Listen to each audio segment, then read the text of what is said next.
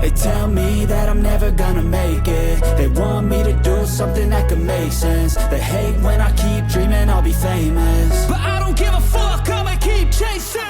I got all this potential that's deep inside of me, but they hate when you're successful cause they try to be. They sit there being judgmental because you're trying things, and they just want you to settle and do the right thing. So get a good job, don't slack off. Wake up every morning, make a good impression on your boss. Don't do anything that I wouldn't do, and when you're making money, make sure you don't spend it too soon.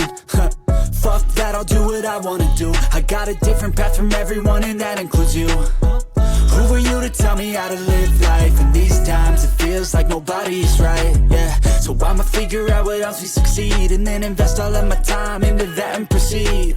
I need whatever the hell could make me happy, and I don't think you have a clue what could that be. They tell me that I'm never gonna make it. They want me to do something